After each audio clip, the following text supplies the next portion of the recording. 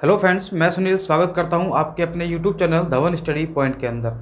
दोस्तों, जैसा कि आपको पता है, आपका एसएससी सीजीएल 2019 का प्री एग्ज़ाम हो चुका है और मेंस आपका 15 तारीख से है और 22 नवंबर से आपके जो टायर 3 है यानी कि डिस्क्रिप्टिव पेपर है उसकी शुरुआत होने वाली है। तो काफ़ी आपके पास टाइम बहुत कम रहेगा, आपके पास काफ़ी समय की तैयारी, क्योंकि ये आप जो टॉपिक है आपका ऐसे राइटिंग और लेटर राइटिंग, इसको आप लोग हल्के मत लीजिए। ये आपके बहुत सिलेक्शन के लिए बहुत ज़्यादा आपके लिए इम्पोर्टेंट है। सपोज़ करिए अगर आपके प्री और मेंस में अच्छे मार्क्स आ गए, लेकिन टायर 3 में अगर आपके जहाँ पर आपके 70 नंबर आने चाहिए थे, वहाँ पर अगर आपके सिर्फ 50 नंबर दिए, तो 20 नंबर पे आप सभी को पता है 20 नंबर अगर आपके कोई किसी को टैक्स असिस्टेंट पोस्ट मिल रही होगी तो वो जॉब से बाहर हो सकता है। किसी को अगर 4600 पे ग्रेड मिल रही होगी तो वो 2400 पे ग्रेड पे रह सकता है। तो 20 नंबर जो हैं आपके लिए बहुत ज़्यादा बेनिफिशियल है, बहुत ज़्यादा इंपॉर्टेंट है। ये आपको पता लगेगा जब आपके मार्क्स आएंगे टायर 3 के, उसके बाद में जब आप सोचोगे कि यार मेरे काश मेरे 5 नंबर और बढ़ जाते, 10 नंबर और अच्छे मिल जाते तो मुझे अच्छी पोस्ट मिल जाती या फिर मेरा सिलेक्शन हो जाता। तो ऐसी गलती हम लोग बाद में नहीं सोचें, बाद में हमें पछतावा नहीं हो, इसलिए हम लोग बिल्कुल सेपरेट इसकी तैयारी मैं आपको करवा रहा हूँ फ्री ऑफ कॉस्ट। और क्योंकि मेरे खुद के 72 प्लस मार्क्स थे, तो मैंने आपको बताया था 72 मार्क्स थे, ठीक है। तो मैं आपको अच्छे से गाइड करूँगा कि आपको कैसे लिखना है। और ऐसा नहीं है, देखिए ऐसे राइटिंग में क्या होता है कि हम इतने सारे टॉपिक होते हैं हमारे पास, कोई इसमें कोई लिमिट नहीं है कि कोई सा भी टॉपिक आ सकता है, लेकिन हम लोग बिल्कुल टॉपिक वाइज कवर करेंगे। जैसे अगर हम बात करते हैं, आज बात करेंगे कृषि की, ठीक है, किसान से रिलेटेड, कृषि से रिलेटेड, यानी कि हम कह सकते हैं हमारी जो हमारे किसान भाई है उनसे रिलेटेड जितने भी आपके ऐसे बनेंगे ना, सारे के सारे हम लोग एक ही ऐसे के अंदर डिस्कस करेंगे। इसके बाद में आपको सिर्फ और सिर्फ कुछ पढ़ना नहीं पड़ेगा, आपको मन से लिखना पड़ेगा। लेकिन आपको स्टार्टिंग और बीच में कमियां और उसके क्या लाभ है और क्या क्या आपकी योजनाएं हैं उसके बारे में आपको थोड़ा सा मैं आपको बता दूंगा कि आपको ऐसे लिखना कैसे एक्चुअल में, क्योंकि आप लोग रट तो सकते नहीं उतने सारे ऐसे, लेकिन टॉपिक वाइज हम लोग पढ़ सकते हैं इसको, ठीक है, कॉन्सेप्ट वाइज। तो एक ही ऐसे से मैं आपको सिखाऊंगा कि 4-5 तरीके के ऐसे कैसे लिख सकते हैं, ठीक है। तो हम लोग शुरुआत करेंगे इसके बारे में। तो किसी ने अभी तक चैनल को सब्सक्राइब नहीं किया है तो चैनल को सब्सक्राइब कर लेना, वीडियो को लाइक कर देना, शेयर कर देना। और दोस्तों, इस वीडियो को मैं टारगेट रखता हूँ कम से कम अगर आपने इस पर 150 लाइक कर दिया ना, इस वीडियो पे 150 लाइक की तो ही मैं अगली वीडियो बनाऊंगा, क्योंकि अगर आपका रेस्पॉन्स आएगा तो ही मुझे मज़ा आएगा आपको पढ़ाने के अंदर, क्योंकि इसमें काफ़ी मेहनत लगती है इतना सारा कंटेंट तैयार करने के अंदर, फिर इसको बोर्ड पर आपको लिखने के अंदर, समझाने के अंदर, तो काफ़ी मुझे टाइम लगता है इनके अंदर। अगर आपका रेस्पॉन्स नहीं आएगा तो फिर मैं अगली वीडियो के लिए नहीं बना पाऊँगा। तो यही है, आप ज़्यादा से ज़्यादा इसको वीडियो को शेयर करना, ठीक है, और लाइक ज़्यादा से ज़्यादा होने चाहिए। तो शुरू करते हैं हम लोग हमारा बिना टाइम वेस्ट किए। तो आज हम बात करने वाले हैं 2020 तक दुगनी आय। अब इस टॉपिक के बारे में मैं आपको बताऊंगा इस टॉपिक से कितने सारे आपके ऐसे बन सकते हैं। जैसे आपका आ सकता है कि भारत की अर्थव्यवस्था में कृषि का योगदान, या भारतीय अर्थव्यवस्था में कृषक का योगदान, ठीक है। या फिर हम ये कह सकते हैं, एक तो ये आपका ऐसे बन ही गया 2020 तक दुगनी आय हो गया आपका, ठीक है। और आज के वर्तमान समय के अंदर किसानों की दुर्दशा, यानी कि आपके इतने सारे एक ही टॉपिक से आपके ऐसे बन सकते हैं। तो मैं आपको ये सिखाऊंगा कि पहले आपको मैं ये सिखा रहा हूँ ये वाला ऐसे क्या लिखा है मैंने आपको, फिर बताऊंगा इसके अंदर से कौन कौन सी ऐसी लाइनें हैं जो कि आपको कृषि से रिलेटेड, किसान से रिलेटेड, आपको हर जो ऐसे बनेगा उसमें आप लोग उसको पुट कर सकते हो, रख सकते हो, ठीक है दोस्तों। तो मैं आपको कुछ ना कुछ आपको आज नया सिखा के जाऊँगा, ये गारंटी है, ठीक है। अब देखिए, तो शुरू करते हैं हमारे ऐसे को। देखिए, तो हमारा जो टॉपिक है 2020 तक दुगनी है। तो देखिए, सबसे पहले हम क्या लिखेंगे यहाँ पर, सबसे पहले लिखेंगे हम लोग जो हमारा जो टॉपिक है दुगनी है। अब ये किससे रिलेटेड है, ये किससे रिलेटेड है, कृषि से रिलेटेड है, अर्थव्यवस्था से रिलेटेड है हमारा जो, ठीक है, हमारा जो प्राथमिक क्षेत्र है कृषि क्षेत्र उससे रिलेटेड है। तो पहले हम लोग इसके बारे में जो लिखते हैं प्रियम्बल, यानी कि प्रस्तावना जिसे हम लोग कहते हैं। आपको लिखना नहीं है कि प्रस्तावना है, ठीक है, आपको स्टार्टिंग हेडिंग ऐसी लाइन से स्टार्ट करना है आपको जो वास्तव में एग्जामिनर को लगे कि हाँ यार बंदे ने मेहनत की है और बंदे की एग्जाम पे कमांड है।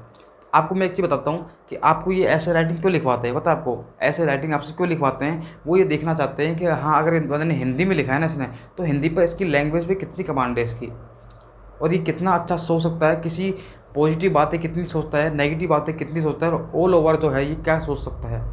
ये डिसीजन आप कैसे ले सकते हो किसी के बारे में, नेगेटिव लेते हो, पॉजिटिव लेते हो, या फिर आप लोग दोनों की तरफ समराइज करके लेते हो डिसीजन। तो यही इससे वो चेक करना चाहता है आपसे, ठीक है। तो देखते हैं हम लोग।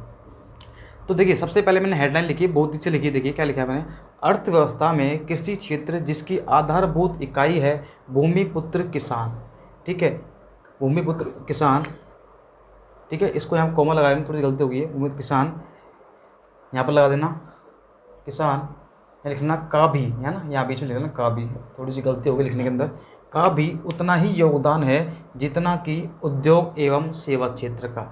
यानी कि इसका कहने का मतलब ये है कि हमारे जो क्षेत्र हैं, उद्योग क्षेत्र, सेवा क्षेत्र में बैंकिंग क्षेत्र वगैरह आगे आपके, ये जो क्षेत्र है ना, इनके बराबर ही, ठीक है, इनके बराबर ही हमारा जो है अर्थव्यवस्था में कृषि क्षेत्र का उतना ही योगदान है। यानी कि हम लोग इसको इग्नोर नहीं कर सकते। हमारी जो पूरी पूरी अर्थव्यवस्था है ना, वो किस पर डिपेंड है? कृषि पर। देखिए, कृषि से अगर आपका कच्चा माल नहीं आएगा तो फिर आप लोग, आपकी फैक्ट्री या बड़े बड़े जो आपके कारखाने चल रहे हैं, उनमें कैसे आपके माल आएगा? फिर आप उसको कैसे आगे ले जाओगे? कैसे आप लोग उसको इम्पोर्ट करोगे, एक्सपोर्ट करोगे? तो पूरा पूरा जो डिपेंड है वो किस पर है? हमारा कृषि क्षेत्र पर। तो यही लाइन मैंने यहाँ पर लिखी है। अभी कृषि से रिलेटेड, किसान से रिलेटेड कोई भी ऐसे आ जाए, आपको ये लाइन आपको क्या कर देनी है? चिपका देनी है। मैं आपको यही सिखा रहा हूँ कि एक ऐसे से आप कितने ऐसे बना सकते हो। किसान से रिलेटेड, कृषि से रिलेटेड, आप सभी के अंदर आपको बताऊंगा कौन कौन सी लाइन क्या है, कॉमन है। तो आप जब भी इस ऐसे को लिखो ना, आप जब भी ऐसे ऐसे लिखो तो इसके अंदर आपको क्या कर देना? इसको अंडरलाइन कर देना। और ध्यान रखना, अंडरलाइन किससे करना है? आपको पेंसिल से करना है। मैं खुद करके आया था अंडरलाइन। काफ़ी बोलते हैं कि नहीं अंडरलाइन नहीं करना, मैं नंबर काट लेंगे, लेकिन मेरा एक्सपीरियंस है, मैं आपसे कह रहा हूँ करके आइए। लेकिन पेंसिल नहीं करना है, आपको पेंसिल से करना है। किससे करना है? पेंसिल से। और कैसे करना है देखिए, बिल्कुल ऐसे दो दो टाइप में आप लोग ऐसे कर देना, ठीक है। पूरा नहीं करना है आपको। जो आपको लगता है कि यार ये मेरी बहुत अच्छी टैगलाइन है और इसमें मैंने मेहनत की है, बस मैंने इस पर कर दिया, सिर्फ और सिर्फ मैंने इस पर कर दिया, तो एग्जामिनर जब देखेगा हाँ यार बंदे ने इसमें फोकस किया है, तो मतलब कुछ ना कुछ इसमें है ऐसा, ठीक है। वैसे आगे बात करते हैं हम लोग। देखिए, ये हमने लिख दिया। अब उसके बाद हम देखिए क्या लिखेंगे। प्राथमिक क्षेत्र यानी कि कृषि क्षेत्र उद्योग हेतु कच्चा माल तो उपलब्ध कराता ही है, साथ ही रोजगार प्रदाता भी है। देखिए, पहले तो हमने लिखा कि भाई इसका क्या योगदान है इसके अंदर, ठीक है। अब हमने लिखा कि इसकी इम्पोर्टेंस क्या है। भाई इसके बारे में हम लोग बता रहे हैं कि कृषि क्षेत्र ये होता है, वो होता है, लेकिन इसका इम्पोर्टेंस क्या है? तो इम्पोर्टेंस ने क्या बताइए कि प्राथमिक क्षेत्र यानी कृषि क्षेत्र जो है उद्योग हेतु कच्चा माल तो उपलब्ध कराता है, ये साथ ही रोजगार प्रदाता भी है। प्रदाता मतलब देने वाला है। यानी कि हम कह सकते हैं कि हमें कच्चा माल तो देता ही देता है हमें, साथ के अंदर ही हमें रोजगार भी देता है। रोजगार कैसे देता है? आप देखे होंगे मंडियों के अंदर, ठीक है। आपकी जो बड़ी बड़ी मंडियाँ हैं, आपके बहुत सारे जैसे कच्चे माल जहाँ पर आप लोग एक्सपोर्ट करते हो, इंपोर्ट करते हो, जो वो माल ले जाता है उठाना, ठीक है। आप गांव में देखते होंगे जो खेती काटता है, ठीक है, बुआई करता है और बीज डालता है, खाद डालता है, तो इतने सारे इसके अंदर कारीगर चाहिए होते हैं हमें। तो उनको क्या करता है? ये रोज़गार भी देता है। फिर आगे जाके कच्चा माल तो हो गया, उसके बाद में क्या करता है? कच्चा माल को आगे एक्सपोर्ट किया जाता है, फिर वहाँ पर उनको रोज़गार मिलता है फैक्ट्री के अंदर, कारखानों के अंदर। तो ये क्या है? मतलब हमें कच्चा माल तो देता ही देता है, साथ में ये क्या है? रोज़गार प्रदाता भी, यानी कि रोज़गार देने वाला भी है। आगे देखिए, परंतु अब देखिए हमारा टॉपिक क्या था? 2020 तक दुगनी है। अब मैंने क्या करा, इसको मैंने इसके बारे में लिख दिया। ये हमारी क्या हो गया? लिख दिया। अब इस प्रस्तावना के अंदर ही हमें क्या करना है? टॉपिक को क्या करना है? रिलेट करना है। एक चीज़ याद रखना, पहला जो पैराग्राफ होना चाहिए आपका, जो पहला जो प्रस्तावना होगी उसके अंदर में क्या करना है? टॉपिक को कवर करते हुए, यानी कि पहले उसके बारे में लिखना है और उससे कवर करते हुए, उससे रिलेशन बनाते हुए हमें टॉपिक को उसको दिखाना है कि हमारा टॉपिक जो है हमने इसमें डाला है, इससे रिलेटेड टॉपिक। तो हमने क्या करा, इसको कन्वर्ट किया। देखिए देखिए ये रहा। परंतु भारत में सर्वाधिक रोजगार देने वाला कृषि क्षेत्र आज अनेक समस्याओं से जूझ रहा है, जैसे कि किसानों की कम आय तथा तकनीक एवं पूंजी की कमी। तो हमने बता दिया कि भाई हम 2020 तक दुगनी आय क्यों कर रहे हैं, तो इसके बारे में पहले लिखना पड़ेगा ना भाई। हम ऐसे बना रहे हैं, किसी टॉपिक के बारे में लिख रहे हैं, तो हमें बताना पड़ेगा इसके बारे में। तो क्या लिखेंगे कि भाई भारत में सर्वाधिक यानी सबसे अधिक रोजगार दे रहा है, उसके बाद भी किसान की आज इतनी दुर्दशा है, बहुत बुरी दुर्दशा है, ठीक है। क्यों है ऐसी? तो इसका कारण क्या है? तो किसानों की कमा है और दूसरी तकनीक की पूंजी में कमी है। तो इसको एक काम लो, आप लोग इसको थोड़ा सा आप क्या कर लेना, इसको अंडरलाइन कर देना। आप लोग क्या कर दोगे? इसको अंडरलाइन कर दो, ताकि आपको थोड़ा सा इसको हाईलाइट लगेगा। मैं कह रहा हूँ आपके नंबर नहीं कटेंगे इसमें, आप सोचो, लेकिन आपको करना कैसे है? पेंसिल से, ताकि इसको थोड़ा सा और नहीं लगे, ठीक है। इसी संदर्भ में भारत सरकार भी 2022 तक किसानों की आय दुगनी करने का लक्ष्य लेकर इस क्षेत्र को उन्नत बनाने के लिए प्रयासरत है। अब देखिए कितनी आसानी से हमने क्या कर दिया, हमारे ऐसे को क्या कर दिया? रिलेट कर दिया यहाँ पर। यानी कि इस संदर्भ में भारत सरकार भी 2020 तक किसानों की आय दुगनी करने के लिए क्या है? बिल्कुल तत्पर है, प्रयासरत है। तो हमने क्या करा, हमने बहुत ही सिंपल तरीके से हमने इसमें इसके बारे में बता भी दिया, और हमने टॉपिक जो हमारा था उसको इससे रिलेट भी कर दिया। तो ये अब इतना इम्प्रेसिव ऐसे होगा, तो मुझे बताइए क्या एग्जामिनर आपके कम नंबर देगा? आप खुद ही सोचिए कि यार इतना हम इतनी मेहनत कर रहे हैं, तो ऐसा नहीं होता कि एग्जामिनर आपको देखते ही हाँ उसने देखा ये बड़ा है छोटा ऐसा है आपको नंबर काट दी, ऐसे नहीं करता है। एक बार वो पढ़ता है, उसको लगता है कि वास्तव में अगर स्टार्टिंग इंप्रेसिव है तो वो आगे पढ़ता है। अगर लगता है कि आप स्टार्टिंग में ही आप लोग कुछ ऊट-पटांग लिख दोगे कि कृषि हमारे लिए बहुत अच्छा है, हमें खाना देती है, हमें वो देती है, अगर आप ऐसे लिखोगे तो फिर वो स्टार्टिंग देख के समझ जाएगा कि हाँ यार इसने लिखा है लेकिन पढ़ा नहीं है, इसने बस मन से टेक के आया है ये, इसने मेहनत नहीं की इस पर। तो आपको जो है नंबर दे देगा 20 नंबर 25 नंबर, किसी को इतने नंबर टिका देगा, या ज़्यादा आपको 25 नंबर 30 नंबर दे देगा। इसलिए आपके जो मार्क्स आते हैं वो कितने आते हैं, 50-55 नंबर आते हैं दोनों मिला के। अब देखिए, तो ये हमने क्या कर दिया, इसके बारे में कंप्लीट कर दिया, ठीक है। ये 94 वर्ड का था मेरा। अब मैंने क्या किया, नेक्स्ट पैराग्राफ लिखा हमने, क्या लिखा हमने, पैराग्राफ लिखा नेक्स्ट। अब नेक्स्ट पैराग्राफ के अंदर मैंने बताया कि भाई किसान, इसके जो हमारी जो सरकार है, मैंने बताई कमियाँ हैं, ये कमियाँ हमारी, और इसके बारे में बता दिया। अब ये इस कमी को दूर करने के लिए सरकार क्या क्या यहाँ पर योजनाएं बना रही है, क्या क्या यहाँ पर प्लान कर रही है, तो इसके बारे में देखेंगे। देखिए, कृषकों की दुगनी आय करने के लिए भारत सरकार ने बुआई से लेकर ग्रेडिंग, पैकिंग से लेकर विपणन तक की वृहद रणनीति तैयार की है। वृहद यानी मतलब होता है मतलब एक बहुत बड़ी रणनीति तैयार की है, मतलब पूरा का पूरा डेटा एनालिसिस करके, पूरी मतलब सारा डेटा कलेक्ट करके, और एक अच्छी रणनीति तैयार की है कि हम लोग कैसे इसको रिकवर कर सकते हैं कृषि क्षेत्र को, ठीक है। अब देखिए आगे, इसके लिए प्रधानमंत्री मृदा स्वास्थ्य योजना द्वारा मृदानुसार फसल चयन की प्राथमिकता दी जा रही है। साथ ही उत्पादकता बढ़ाने हेतु रासायनिक उर्वरकों का प्रयोग भी प्रधानमंत्री सिंचाई योजना द्वारा हर खेत की जल की उपलब्धता बढ़ाने हेतु प्रयास किए जा रहे हैं। यानी कि इतने सारे हमारे क्या किए जा रहे हैं, उपाय किए जा रहे हैं। पहला तो कौन सा, ग्रेडिंग पैकिंग से, यानी कि हमारा जो माल होता है उस पर ग्रेड, आपको पता है सब पर ग्रेड होती है, ठीक है, अलग अलग ग्रेड होती है, फिर उसकी पैकिंग होती है, पैकिंग तक उसको मतलब मार्केट तक पहुंचाने का काम जो है कौन कर रही है, सरकार ऐसा प्रयास कर रही है, ठीक है। तो इस आगे इसलिए क्या क्या है, प्रधानमंत्री ने मृदा स्वास्थ्य योजना, यानी कि हम क्या करेंगे, मृदा के अनुसार जो हमारी मिट्टी है, मृदा है, उसके अनुसार हम क्या करेंगे, फसल के चयन की क्या करेंगे, प्राथमिकता देंगे। साथ ही उत्पादकता बढ़ाने के लिए जो हमारे रासायनिक उर्वरक हैं, ठीक है, हमारे जो खाद है, उनका भी हम क्या कर रहे हैं, थोड़ा बढ़ावा दे रहे हैं, ठीक है। और सिंचाई योजना का प्रयोग भी हम लोग कर रहे हैं यहाँ पर। तो हमने सारे के सारे हमने क्या कर दिया, एक शॉर्ट फॉर्म में। देखिए मैंने क्या कहा, एक ऐसे जो होता है हमें 250 वर्ड में लिखना है, तो एक निबंध को हमको मतलब कम शब्दों के अंदर कितना इफेक्टिव हम लिख सकते हैं, इसी के आपको नंबर मिलते हैं, इसी के आपको मार्क्स मिलते हैं, ठीक है दोस्तों। तो ये हमारा हो गया नेक्स्ट पैराग्राफ। अब देखिए आगे, ये पैराग्राफ जो है इसी के अंदर है, ये वाला, ठीक है, ये अलग नहीं है, इसी के अंदर है, आप चाहो तो अलग लिख सकते हो उसको, कोई दिक्कत नहीं है उसे। अब देखिए क्या कर रहा है, उत्पादन पश्चात फसलों की ग्रेडिंग पैकिंग से लेकर, आप इसको नेक्स्ट में लिख सकते हो, कोई अच्छी बात नहीं है, ठीक है।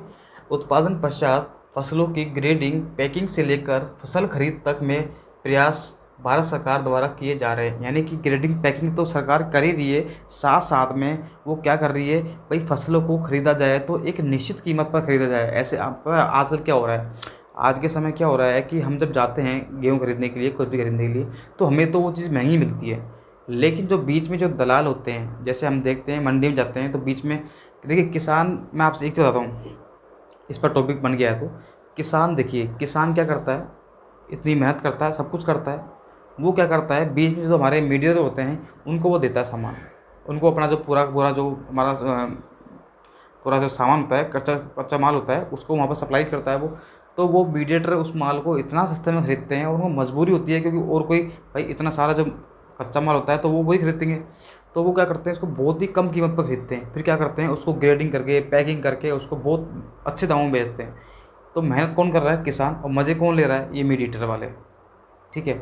इसीलिए भी मोदी ने भी योजना भी चलाई थी वाली, ठीक है। अभी जो इस पर अभी थोड़ा मुद्दा भी चल रहा है अभी, ठीक है, अभी एक नया कानून लेके आए थे किसान वाला, तो इस पर एक अभी चल भी रहा है। तो यही था कि मतलब जो बीच में जो दलाल होते हैं, इन दलालों को ख़त्म करने के लिए ही मोदी ने क्या की थी, ये वाली योजना स्टार्ट की थी, या नया कानून लेके आए थे, ठीक है दोस्तों। अब देखिए, तो हाँ, अब मुझे बताइए, जैसे मैंने आपसे कहा नया कानून, अब आपका जो नया कानून था ना, जो बनाया कृषि रिलेटेड, उस पर भी ये आपका जो ऐसे ही बन सकता है। उसको कैसे लिखेंगे मैं आपको बता रहा हूँ। देखिए, उसको जो नया कानून बनाया कृषि से रिलेटेड अभी बिल वाला, ठीक है, उसको कैसे लिखेंगे, तो उसके अंदर ये तो लिखने में आएगा ही आएगा, साथ में लास्ट में इसको इस टाइम में क्या कर देंगे, जोड़ देंगे। इसीलिए प्रधानमंत्री ने इस जो नए कानून है अपना, इसके बारे में क्या लिखा है, इसको इससे जोड़ दिया है। तो मतलब मैं कह रहा हूँ, ये चीज़ लाइन जो है ना, टेक लाइन वगैरह दोगुनी आय करने के लिए क्या क्या किसान के लिए क्या क्या मोदी जो है प्लान कर रहा है, हमारी सरकार क्या कर रही है। तो ये चीज़ें हमें क्या लिखनी पड़ेंगी और उनको कनेक्ट करना आपको ऐसे को कनेक्ट करना आपको सीखना पड़ेगा, ठीक है। वरना अगर आप ऐसे रटोगे ना सारे के सारे ऐसे, तो आप कुछ भी नहीं कर पाओगे, ठीक है। इतने सारे ऐसे कितना रटोगे आप लोग। तो आपको टॉपिक पकड़ना है, जैसे कृषि से रिलेटेड अगर कोई भी ऐसे आ जाए तो मुझे यही लिख के आना है, इसके अंदर आपको चेंज करके लिखना है, सेम भी नहीं लिखना है, चेंज करके लिखना है। चेंज कैसे करना है मैंने आपको बता दिया अभी, ठीक है। देखिए तो हमारे यहाँ तक हो गया था, ठीक है। अब राष्ट्रीय ई कृषि बाजार में ने किसानों की फसल का उचित दाम दिलवाने में विशिष्ट योगदान दिया है, ठीक है। ये अच्छी बात है भाई, परंतु सीमांत कृषकों की अधिक संख्या, मानसून पर निर्भरता, तकनीक व पूंजी की कमी तथा बढ़ता हुआ ऋण बोझ इस लक्ष्य को पूरी करने की क्या चुनौती हैं। अब देखिए मैंने आपसे कहा किसी भी आपका चाहे कोई भी कानून हो, आपकी कोई भी योजना हो या आपका कोई भी क्षेत्र हो, उसके अंदर अगर किसी में अच्छाइयाँ हैं तो कमियाँ हमेशा होती हैं। तो आपको कमियाँ और अच्छाइयाँ ज़रूर लिखनी है। जैसे हमने यहाँ पर देखिए, आप एक काम करना है इसके अंदर, इसको ना यहाँ पर इसको आप नेक्स्ट लिखना पैराग्राफ के अंदर, ठीक है। कमियों को आप लोग अगले पैराग्राफ में लिखना आप लोग। तो ये क्या है, इसकी कमियां हैं, ये क्या है आपकी कमियां हैं, ये कमियां हैं आपकी। तो इन कमियों को हमने लिख दिया कि सीमांत कृषकों की अधिक संख्या, मानसून पर निर्भरता, तकनीक व पूंजी की कमी, बढ़ता हुआ ऋण बोझ इस लक्ष्य को पूरी करने की क्या है चुनौतियाँ हैं। तो ये कमियाँ आपको क्या करनी है, लिखनी है, ठीक है। अब ये कमियाँ आपके किस में आ सकती हैं, सभी में आ सकती हैं। कृषि से रिलेटेड आपके जो टॉपिक आएगा उसमें हम कैसे भी इसको क्या कर सकते हैं, मेंटेन कर सकते हैं। और 2-4 वर्ड अपने मन से भी जोड़ दिया करो आप लोग। भाई आप लोग सीजल पास करके आया तो इतना दिमाग तो आपके पास होगा कि आपको थोड़ा सा क्या इसमें ऐड करना है, ठीक है। देखिए आगे देखिए, अब हमने लिखा इसकी जो कमियां हैं हमने यहाँ पर लिख दी, इसकी जो कमियां थी ये भाई इसके अंदर यही कमी है। अब कमी को दूर करने के लिए कुछ उपाय भी देने पड़ेंगे हमें। भाई अगर कमी है तो उसको दूर करने के लिए हमें उपाय भी देने पड़ेंगे। कैसे देंगे, देखिए शिक्षा का प्रचार प्रसार व तकनीक में वृद्धि कर, कम जल में ज़्यादा उत्पादन वाली फसलें विभाजित कर, किसान चैनल द्वारा जागरूकता फैलाकर किसानों को तकनीक व पूंजी उपलब्ध करवाकर इस समस्या से निजात पाया जा सकता है। अब ये जो टैग हैं, जो आपको उपाय बताए हैं, ये उपाय आपके हर ऐसे में काम करेंगे। जैसे आपका कोई भी आपका ऐसा आ गया कृषि से रिलेटेड, किसान से रिलेटेड कोई भी ऐसे आता है तो आपको कमियां और एक ये उपाय ये आपके सेम ही रहेंगे। थोड़ा बहुत आपको अगर उसने कोई टॉपिक चेंज कर दिया हल्का फुल्का था तो आपको अपने हिसाब से टॉपिक को चेंज कर देना है। मैंने आपसे कहा ना, आपका माइंड चेक करता है, वो दिमाग चेक करता है। आपको ये रटा हुआ जो टॉपिक है ना, ये चेक नहीं करता है वहाँ पर एग्जामिनर। हमें नहीं पता वहाँ पर कौन सा टॉपिक आएगा, लेकिन टॉपिक वही आएगा जो आपको आता हुआ। एग्जामिनर टायर 3 में वही टॉपिक देता है जो आपको आता है, फालतू टॉपिक आपको नहीं देगा जो आपने कभी पढ़ा नहीं हो, ऐसा कभी नहीं होगा। आगे देखिए, तो हमने इसके उपाय दिखा दिए। अब देखिए, अब इससे क्या होगा, हमने उपाय तो बता दिया लेकिन इससे होगा क्या, इससे क्या फ़र्क पड़ेगा। तो इससे न केवल किसानों की आय में वृद्धि होगी अपितु कच्चे माल की पर्याप्त आपूर्ति से भारत का उद्योग क्षेत्र भी क्या होगा, समृद्ध होगा, जिससे ठीक है, जिससे रोजगार की समस्या का भी समाधान होगा तथा विकासशील देश जो है भारत विकसित देशों की अग्रिम पंक्ति में शामिल होने लगेगा। देखिए कितनी शानदार लाइन है, ये वाली लाइन देखो आप लोग, विकासशील देश जो है भारत विकसित देशों की अग्रिम पंक्ति में शामिल होने लगेगा। आप इतनी अच्छी आप लोग अच्छी बातें लिखोगे इसके अंदर तो उस पर कितना इफेक्ट पड़ेगा आप खुद ही सोच सकते हो। तो ये थी हमारी किसान के बारे में। तो अब इसमें आप लोग 4-5 टॉपिक आपको खुद लिखने हैं। देखिए मैं आपसे खुद कह रहा हूँ, आपको खुद लिखने हैं 4-5 ऐसे जो है आपको जो कृषि से रिलेटेड बन सकते हैं। आप टॉपिक सर्च कर सकते हो जो आपका करंट में चल रहा है। जैसे बिल आया था अभी, बिल के अंदर आपको क्या करना है, इसमें जोड़ देना है, फिर आपको इसके अंदर हल्के फुल्के आपको चेंज करना है। मैं आपके लिए ऐसे बना भी दूंगा, ऐसी बात नहीं है, लेकिन मैं आपके लिए ऐसे तब बनाऊँगा जब आप लोग इस वीडियो को सपोर्ट करोगे। देखिए सपोर्ट अगर इधर से आप करोगे, इधर से मैं आपके लिए मेहनत करूँगा, दोनों तरफ से अगर मेहनत होती है ना तभी मज़ा आता है। सिर्फ मैं आपके लिए मेहनत करूँ तो उसमें थोड़ा सा मुझे भी और लगता है। ठीक है दोस्तों, तो मैं आपके लिए ऐसे बनाता रहूँगा और आपके लिए ऐसे ही आपके लिए फ्री ऑफ कॉस्ट आपके लिए सब कुछ आपको कंटेंट आपको लाता रहूँगा। बस आप लोग वीडियो को लाइक करते रहिए, शेयर करते रहिए। जब तक ये bye bye, okay, thanks for